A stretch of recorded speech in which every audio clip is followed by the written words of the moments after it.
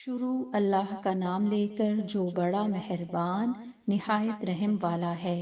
سورۃ القصص آیت 76 تا 88۔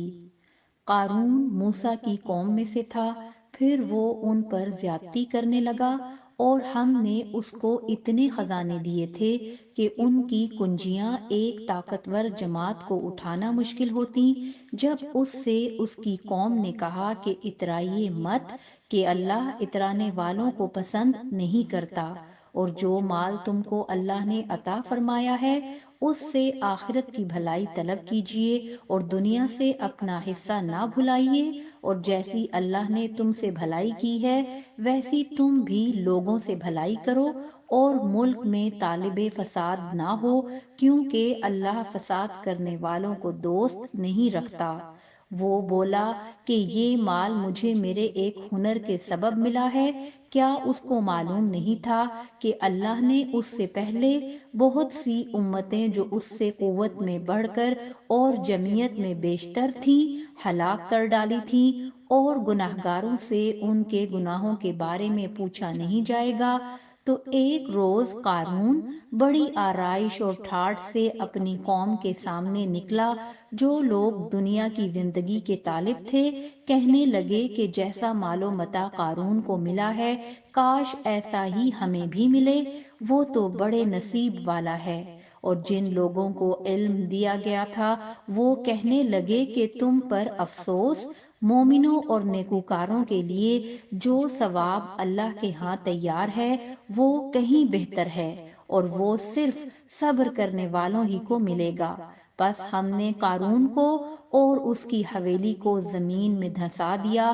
تو اللہ کے سوا کوئی جماعت اس کی مددگار نہ ہو سکی اور نہ وہ بدلہ لے سکا۔ اور وہ لوگ جو کل اس کے رتبے کی تمنا کرتے تھے صبح کو کہنے لگے ہائے شامت، اللہ ہی تو اپنے بندوں میں سے جس کے لیے چاہتا ہے رزق فراخ کر دیتا ہے اور جس کے لیے چاہتا ہے تنگ کر دیتا ہے۔ اگر اللہ ہم پر احسان نہ کرتا تو ہمیں بھی دھسا دیتا۔ ہائے خرابی، کافر کامیاب نہیں ہوتے۔ وہ جو آخرت کا گھر ہے ہم نے اسے ان لوگوں کے لیے تیار کر رکھا ہے جو ملک میں ظلم اور فساد کا ارادہ نہیں رکھتے،